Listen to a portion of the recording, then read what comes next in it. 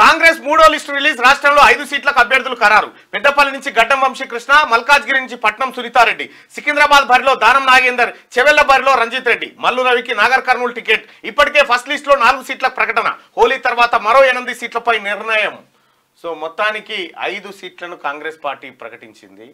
So గడ్డం వంశీకృష్ణ, సునీతా మహేందర్ రెడ్డి, మల్లు రవి, రంజిత్ రెడ్డి, దానం నాగేందర్ గారు. So ఈ చూస్తే మీకు ఏమనిపిస్తుంది? మంచిగానే ఉంది. గెలిచే అభ్యర్థులు వచ్చిందని అనిపిస్తున్నది. రైట్గా లోక్సభ మాట్లాడదాం దీని మీద కూడా. లోక్సభ ఎన్నికల్లో పోటీ చేసే తమ అభ్యర్థుల మూడో లిస్టును కాంగ్రెస్ పార్టీ రిలీజ్ చేసింది. దేశవ్యాప్తంగా మొత్తం 57 సీట్ల క్యాండిడేట్ల పేర్లను ఇందులో ప్రకటించింది. తెలంగాణ నుంచి 5 స్థానాలకు అభ్యర్థులను ఖరారు చేసింది. పెద్దపల్లి నుంచి గడ్డం వంశీకృష్ణకు టికెట్ కన్ఫర్మ్ చేసింది.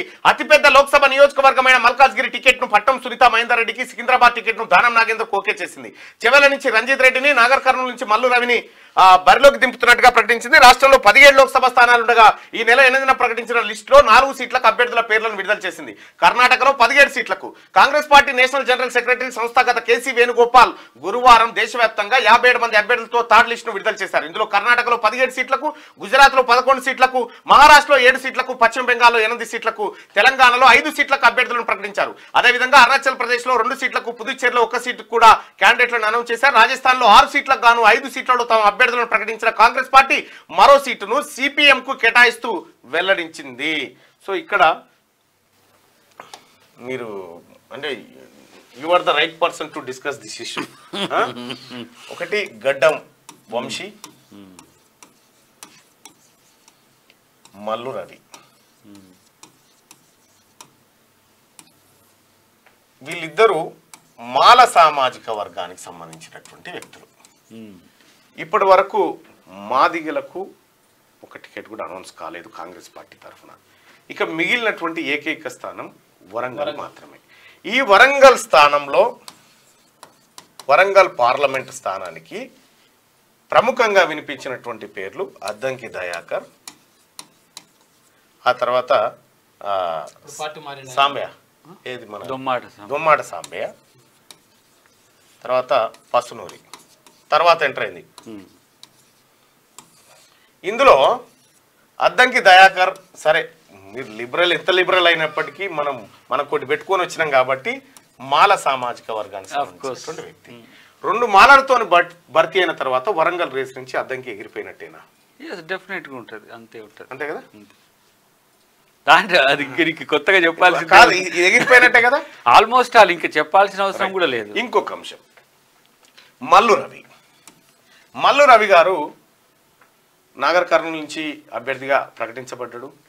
ఖమ్మం పార్లమెంటు స్థానానికి సంబంధించి బట్టి గారి సతీమణి పోటీ పడింది.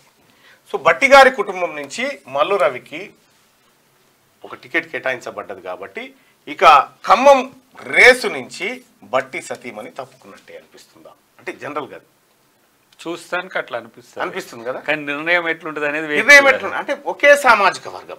ఇక్కడ ఏమైతుందంటే మెజారిటీ కాంగ్రెస్ పార్టీ కూడా కొంత సామాజిక వర్గ సమతుల్యతను చూసుకోవాలి కాబట్టి ఇప్పుడు బట్టి సతీమణిని ఇక్కడి నుంచి ఈ రేస్ ఖమ్మం రేస్ నుంచి తప్పిస్తే ఖమ్మంలో మిగిలినటువంటి పొంగులేటి ప్రసాద్ రెడ్డి అన్న ఒకడు మిగులుతారు. ఇక తద్వారా ఖమ్మం సీటు ఖరారు, వరంగల్ సీటు 50% ఖరారు. 50% ఖరారు అవుతుంది. అవునా? ప్రకటించిన 5 కాదు 6, 7 కూడా ఉన్నాయి.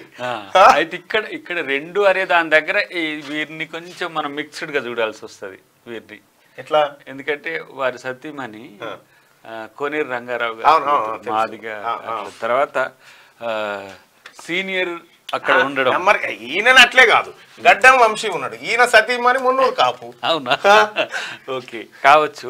బట్ మల్లురావు గారి కాంటెక్స్ట్ అయితే మొదటి ఈ లెక్కన పడితే కానట్టు లెక్క చెప్పి లెక్కన అంత హాఫ్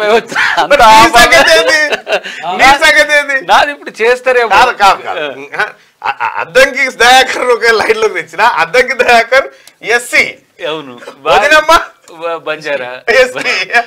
బట్ ఇంకోటి ఉంటదేమో మనకు, కంటోన్మెంట్ ఉంటుందో ఎమ్మెల్సీ చేస్తారు. మేబీ కంటోన్మెంట్ విషయంలో నాకున్న అంచనా ప్రకారం కంటోన్మెంట్ కు మిమ్మల్ని ఫిట్ చేస్తారని నేను అనుకుంటున్నా, నా అంచనా. మేబీ ఒకసారి పబ్లిక్ ఒపీనియన్ కూడా అడుగుదాం. అద్దంకి దయాకర్ అన్న కంటోన్మెంట్ కాంగ్రెస్ పార్టీ అభ్యర్థి అయితే ఎలా ఉంటా ఇది ఒక్కటి ఓటింగ్ లో పాల్గొన్నారు దబ్బున ఖతం చేసేద్దాం. లిక్కర్ స్కామ్ రూపకర్త ఎవరు అనేది రావాలి. ఆ టైపింగ్ కీబోర్డ్ ఇబ్బంది వచ్చి కూర్చోరా కీబోర్డ్ ఇబ్బంది వచ్చి కొద్దిగా లేట్ అయింది. దయచేసి ఈ ఓటింగ్ లో పాల్గొనండి. లిక్కర్ స్కామ్ రూపకర్త ఎవరు, మోడీయా అరవింద్ కేజ్రీవాలా? మీ ఒపీనియన్ పోల్ చేయరు. నేనైతే 60% మోడీ ఖాతాలనే పడ్డది ఈ లిక్కర్ స్కామ్కి సంబంధించి. అయితే అద్దంకి దయాకర్ అన్న కంటోన్మెంట్కి సంబంధించి ఏడొస్తుంది అచ్చా అద్దంకి దయాకర్ అన్న కంటోన్మెంట్ నిజంగా కంటోన్మెంట్ కూడా ఇప్పుడే ఉంది కదా బై ఎలక్షన్ దీంతోనే ఉంటుంది, దీంతో పాటు ఉంది కదా. అంటే అట్లేమన్నా హింట్ ఇచ్చిరా అధిష్టానం? నాకే హింట్ ఏం లేదు, ఇప్పుడు లేదు కదా. Decision depending upon our CM and PCC గారు అండ్ క్యాబినెట్. బట్ నేను అడగడానికి అవకాశం కూడా తక్కువ కాదు, తుంగతుర్తి మాత్రమే అడిగే హక్కు, మిగతా అంతా వాళ్ళు అకామిడేట్ చేయాల్సిందే. బట్ ఎప్పుడు వచ్చినా మంచిది వస్తుంది అనే ఉద్దేశంతోనే వెయిట్ చేస్తున్నా, కానీ ఇది వస్తుంది ఇది వస్తుంది ఇది వస్తుంది అని చూడాల్సిందే కాదా. ఇంకే 3 నెలలు కదన్నా, ఎమ్మెల్సీ వచ్చినట్టే వచ్చిపోయింది అనుకో. ఎమ్మెల్సీ అనేది కన్ఫర్మేషన్ ఫైనల్కి వచ్చింది, బట్ ఇంకా ఆల్టర్నేట్ చూసే అవకాశాలు. నేనేమనుకున్నా ఎమ్మెల్సీలో వేరే ఒక పేరు పోయి మీద ఉంటుంది అనుకున్నా. ఫస్ట్ ప్రయర్ నాది ఉండే, కానీ దీపాదాస్ గారు చేసి హైదరాబాద్తో పాటు బీసీకి ఎక్కువ అవకాశాలు ఇవ్వాలి, హైదరాబాద్లో ఉండేటోళ్ళకి ఇవ్వాలి, బీసీకి ఎక్కువ అవకాశం ఇవ్వాలనేది నాకు చెప్పింది. అయితే నేను 6 వాటికి కూడా ఎలిజిబుల్, ఏది ఉన్న 6 ఎమ్మెల్సీలకు కూడా నేను ఎలిజిబుల్. ఆ క్రమంలో నేను ఆల్టర్నేట్ అకామిడేట్ చేస్తా అని చెప్పడం జరిగింది కాబట్టి అట్లా ఆగినాం. ఒకవేళ మీరు ఎంపీకి పోతే మళ్ళీ నాకు నీది ఎమ్మెల్సీ ఇస్తుంది, మీరు భువనగిరి పోతే. లేదంటే నాకు ఇంకా నెక్స్ట్ వచ్చేది 2025 ఫిబ్రవరి, ఏది ఎమ్మెల్సీ 2025 ఫిబ్రవరి. నా అంచనా ప్రకారం అయితే కంటోన్మెంట్ ఏమైనా ఫిట్ చేస్తారా మరి? ఇటీవల కాలంలో కాంగ్రెస్ పార్టీలో భారతీయ జనతా పార్టీ నేతలు తీసుకున్నారు మరి అది కంప్లీట్ గా కూడా చెప్పలేము, ఎందుకంటే మల్కాజ్గిరి మొత్తం కాన్స్టిట్యున్సీని బేస్ చేసుకొని నిర్మాణం జరుగుతుంది. కంటోన్మెంట్ కూడా అంటే ఇప్పుడు అర్వమాల పాపులేషన్ ఉంటుంది, తమిళ్ ఉంటుంది, అదే అర్వమాల మాల కాన్స్టిట్యున్సీ అయినా అర్వమాల అనేది ఎక్కువ ఉంటుంది. ఆ బేస్ ఏమైనా ఆలోచిస్తారా అనేది నేను ఎవరిని ఏమి అడగలేదు. బట్ ఎవరో అడిగితే విల్ఫుల్నెస్ అడిగితే వాళ్ళు ఏది చెప్పితే అది చేయడమే నా లక్ష్యం. ఇంకేమో నిన్నెవరు వేసేది కదా తెలంగాణ త్యాగరాజు, తెలంగాణ కర్ణుడు అట్లా ఏం లేదు. ప్రత్యామ్నాయం మంచిగుంటుంది, కానీ కాంగ్రెస్లో కూడా ఇట్లాంటి కల్చర్ ఉండే లీడర్లు ఉంటారు అనేది మాత్రం మనం ఎస్టాబ్లిష్ చేయగలిగాం, పదవుల కోసమే కాకుండా. 100% ఏది చేసినా ఈ దేశంలో ఈ రాష్ట్రంలో కాంగ్రెస్ పార్టీ బతకాలి, అది అల్టిమేట్ బాటమ్ లైన్. అది అల్టిమేట్. దాని కొరకు ఇప్పుడు నేను ఆ రోజు మీటింగ్ లో స్టేషన్ గన్పూర్లో చెప్పిన చూడు, వాళ్ళు ప్రాణాలే ఇస్తే మనం సీట్లు ఇవ్వలేమా? ఎవరు అంతే కదా, రాజీవ్ గాంధీ ఇందిరాగాంధీ దేశం కొరకు ప్రాణాలు ఇస్తే సీట్లు ఇస్తే రేపు ఇంకా మంచిగా వస్తుంది. వికసిత్ భారత్ మెసేజ్ ఆపండి, వాట్సాప్ లో వికసిత్ భారత్ మెసేజ్లు ఈ వాట్సాప్ లోనే వికసిస్తుంది అన్న, ఇది ఎక్కువ మెసేజ్. అసలు వికాసం అనేది ఒకవేళ చదువుకున్న వాళ్ళం మనం కొంచెం ఆలోచిస్తే రారా నా చిన్నప్పటి అని అటు నువ్వు చదువుతావు అని చదవాలరా. సరే చదువు